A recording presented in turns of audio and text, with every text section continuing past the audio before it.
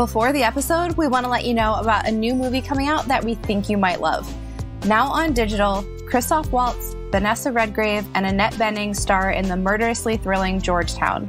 Based on incredible true events, a smooth-talking social climber comes under investigation when his wealthy, well-connected older wife turns up dead in their home, uncovering a deception greater than you can imagine. I watched the trailer and it looks like every single thing that I love about movies. It's also directed by Christoph Waltz, so I'm super excited to see this. You can buy or rent Georgetown and watch it tonight, rated R from Paramount Pictures. And if you head to Instagram.com/sartorialgeek, you'll have the chance to win a couple digital copies. So head there and we hope you enjoy Georgetown. This episode is sponsored by Galaxy Gear Boutique. Galaxy Gear Boutique creates clothing that is out of this world. Everything is 100% handmade by Amber. You can get things that are already made, like infinity scarves and head wraps and scrunchies, or you can order fandom clothing that is 100% made to order. Amber also recently launched Nebula Niceties, which is pop culture and bookish merchandise for all. You can follow them both at Galaxy Gear Boutique and at Nebula Niceties LLC to get the fandom merch of your dreams. Hey, welcome to the Sartorial Geek podcast. I'm Jordan Tanay, and I am here today with Jonathan Hedrick. Hi, how are you? Good. How are you doing, Jordan? Thanks for having me on. Yeah, of course. We're here to talk about your comics, which I'm really excited to chat about. You have a couple different series going on right now. Oh, yeah. Yeah, I stay busy. Yeah, that's awesome. That's a good thing. First, we can talk about you have one that is going to be a Kickstarter that is probably happening right now at the time that this episode comes out. Yeah, what's that one about? Yeah, so my latest Kickstarter is for a new series I have coming called Quicksand, which I'm really excited about because it's something I've kind of been rolling around in my head for a couple of years, and I've really wanted to do this one, and I finally found like the right artist for it. And it's also me dabbling in sci-fi, which I haven't done. You know, after all the different titles I've worked on, I don't have multiple titles really in the same genre per se. So this is my like sci-fi horror series, and to give you a kind of a quick elevator pitch, it's about this hole that opens up in the ground near the pyramids in Egypt, and these monsters start pouring out and attack a nearby city, and they retreat just as quickly as they arrived. And then leaders around the world are like, what just happened? We need to prepare for this in case it happens again. And they send these like elite scientists and experts down into that hole, almost like reverse astronauts, and they disappear. They never come back. So what the series is going to focus on is, you know, the wife of one of those members and how she's trying to figure out like the mystery of what's going on down there. Why hasn't my husband returned? And I'm trying not to give away too much because it's I'm a big cliffhanger junkie. So like all my issues typically in a series ends on a cliffhanger. I just like that, especially as a reader too. So I'm really excited about people being able to introduce Quicksand to people. So if they're listening to this, if you could go to Kickstarter and check it out, I'd appreciate it. That sounds so awesome. Thank you. Everything you said was not what I was expecting the next sentence to be, which is so cool. Is the Kickstarter for the first issue or a couple issues, or? It's just for issue one, 22 pages, full color. So it's a great jumping on point. You know, it's an issue one. Going to have a bunch of cool different covers for those collectors out there. I have the artist, her name's Deborah Lancinese. She's from Italy, and she's just as psyched about this project as I am, which is great to have as a, you know, writer-artist relationship. And I'll pay her for 5 pages, and then she'll come back and give me 10 pages. I'm like, what? Because she's just so excited to move forward with it. And then I brought back my colorist that I worked before on a couple other projects, Sunil Gauger, and a letterer named Christian Dokolamansky, who I've also worked before. And what's really cool, and I mentioned this in my Kickstarter video, all 4 of us are in different continents. Whoa, that's awesome. Multiple times I've worked with people in different countries, but not one. This is the first time it's been 4 continents to make one comic book. I'm kind of proud about that. Being able to do this online and not be in the same room with someone, it's just really neat. And it kind of tells you how far we've come in making comics, especially, the indie world of comic books. That's so cool. That's one of my favorite things about comics. Like, some people do everything themselves, but usually comics are like a combination of a lot of different creatives working together. And I think that's so awesome. And 4 different continents, that's so wild. Yeah, and it's perfect for the story. The story has huge global impacts, within it. So it's very fitting. I can't get enough of it. That's so awesome. So that's a Kickstarter for issue 1. And then you have 2 other series ongoing right now? Yeah, so I have the Recount, which is kind of like, lack of better words, claim to fame. And I mean that in the most humble way. The Recount is at Scout Comics. The 4th issue is on sale May 12th, so maybe people, depending on when this airs, can go grab that.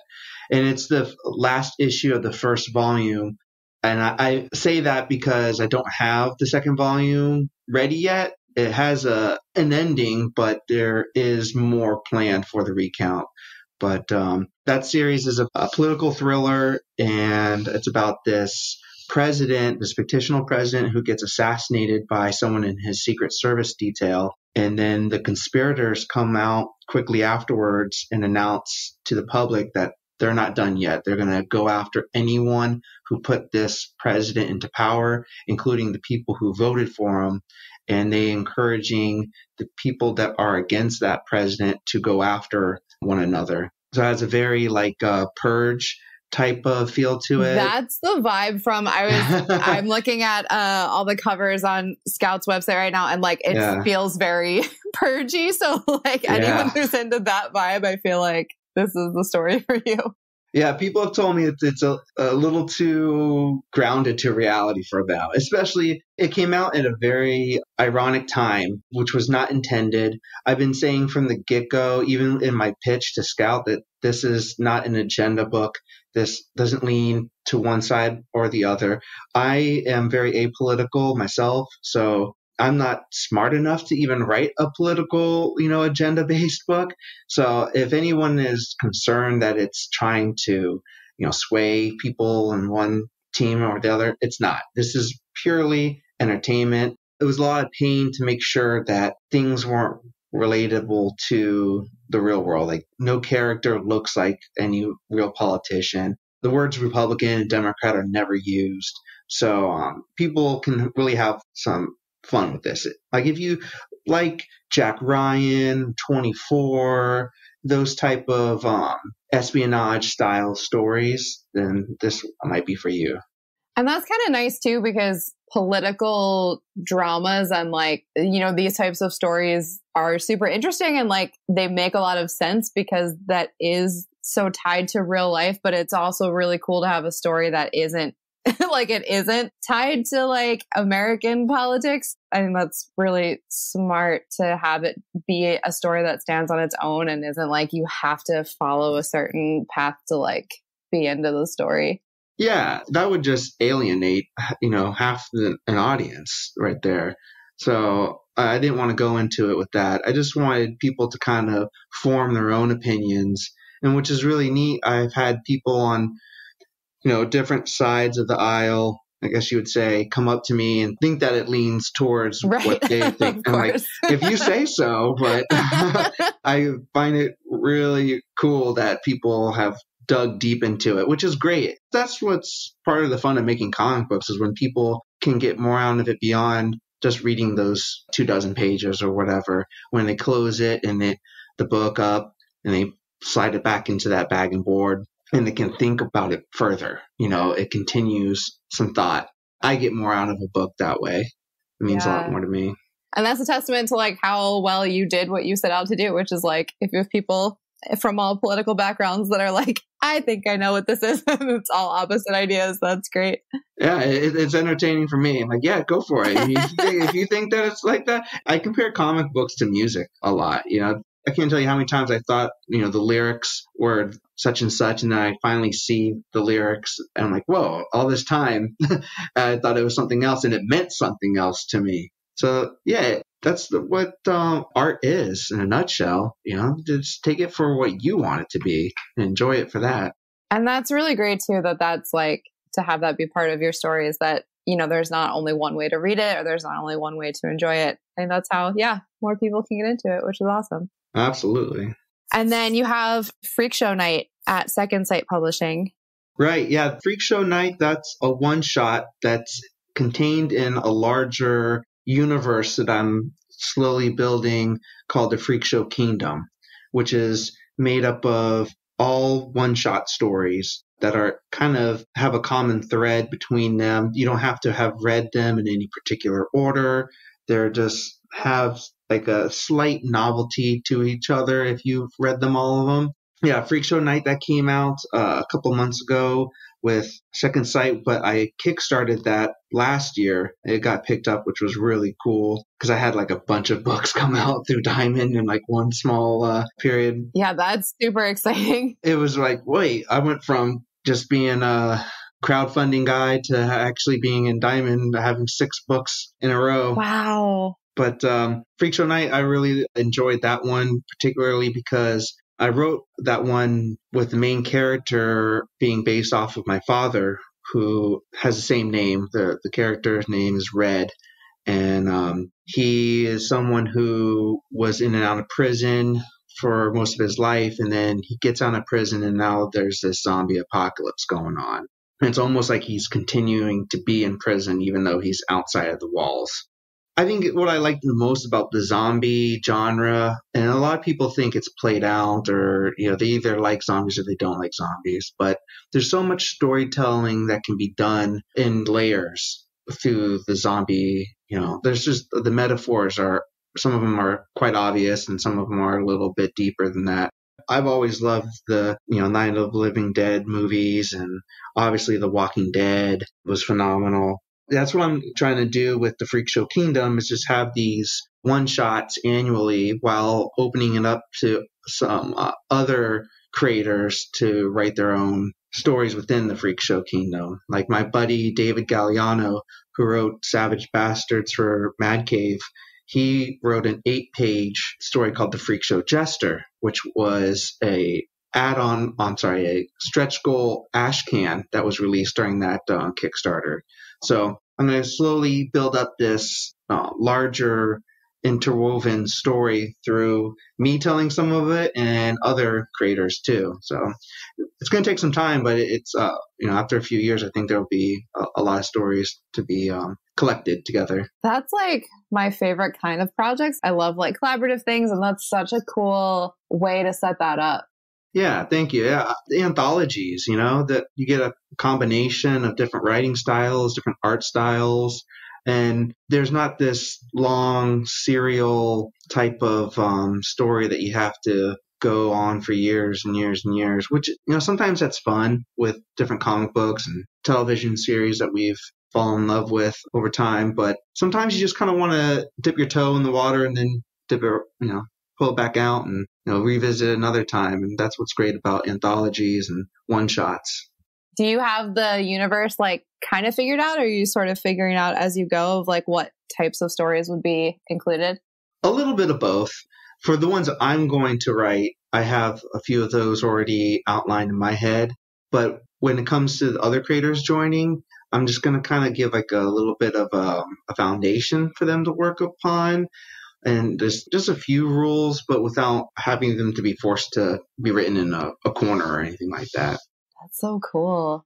Have you been in comics for a long time, or is this, because it sounds like a lot of these are like pretty new projects? Yeah, I've been creating for just 2 years now. Wow. Yeah, but I've been keeping myself pretty busy. I wouldn't recommend it to anyone new to take on this many projects at once, but I've been just fortunate enough that things kind of fell into place with just the way I can have the ability to produce the scripts while still having the funding to make them, because not everyone is as fortunate as that, because making comics is not cheap, especially when you're doing it from the writer's chair. We tend to have to take on like a producer role as well.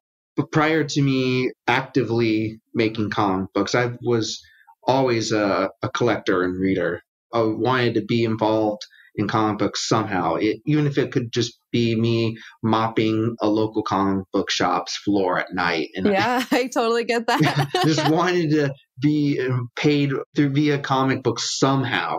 And, lo and behold, I became a writer with, a few published works in a short amount of time.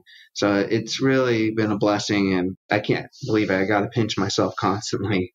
Yeah, congratulations. That's so exciting to have so many published stories. I know how hard it is to be published, and especially in that short of an amount of time. That's so exciting. Yeah, everything fell into place, and I'm just really fortunate to be where I am. Is it hard? I know you said you wouldn't recommend this necessarily. Is it hard to keep track of 3 kind of pretty different stories at the same time?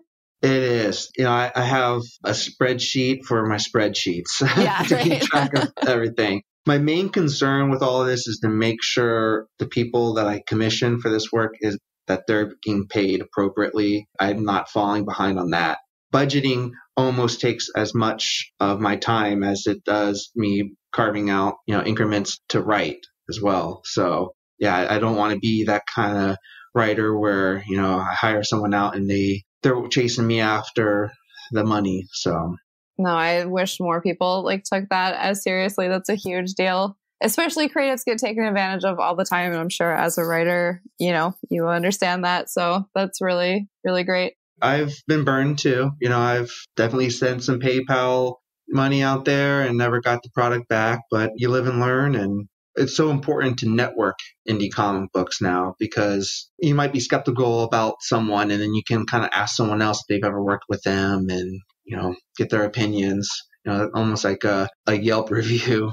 Yeah. And on the other side of that, that's a good reason to always treat people well, because everyone knows each other. And yes. It's surprising. It's like a little big community. There's a small degree of separation between people. Yeah. I know you're talking about networking right now, and if this is too much pressure, don't worry about it. But if you could give advice to someone who kind of feels the same way, that they want to be involved in comics somehow, do you have a piece of advice for someone who's interested in getting into the industry? Yeah. Well, I guess it would depend on what their skill set is. But I would begin with telling them to make sure you learned a few other areas besides just comics, study up on marketing, budgeting. Yeah, make sure you're reading comic books too. Make sure you know what's going on in the stores right now. Follow other creators. You don't have to necessarily like what they're coming out with, but follow them on their social media and see how they post and how they interact with people, because that goes a long way. I've seen some creators where admired their work, but how they are on social media is a little not to my liking. You can learn a lot from that. And then you can see how other creators, if they respond or not respond to people. That was so important, but it is, especially nowadays when, people can see almost everything you do online. Right. That is a part of it now. You have to make time for that, to be online and communicate and network on the different platforms. So get involved with that and hone your craft. Make sure you're taking time for that too. That's really solid advice. I think that's a perfect ending. Speaking of, being online, where can people follow you? I know you mentioned the Kickstarter, but where are you online for people who want to follow your work? I'm on Facebook, Twitter, and Instagram. So follow me on any one of those 3. And is it just your name? Yeah, if you type in my name, you'll come across me in the searches. But my handles for Twitter and Instagram is my name, but without the vowels. Sweet. So Jonathan Hedrick without the vowels. But luckily, the algorithms will figure that out if you don't want to do that sobriety test of trying to take the vowels out. I will link in the show notes too, so that'll make it easy for people. Great. Thank you. Awesome. Thank you so much. It was so lovely to chat with you. I hope your Kickstarter goes really well. And it's so exciting that you have all these stories being published right now. So congratulations. Yeah. That's great. Thank you. I appreciate you having me on.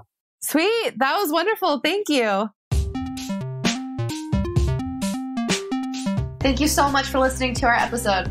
If you want to hear more like this, you can subscribe to the Sartorial Geek podcast wherever you listen to podcasts. And if you want to help us out, you can leave us a rating or a review, or head to patreon.com/sartorialgeek. Thank you so much. Have a great day.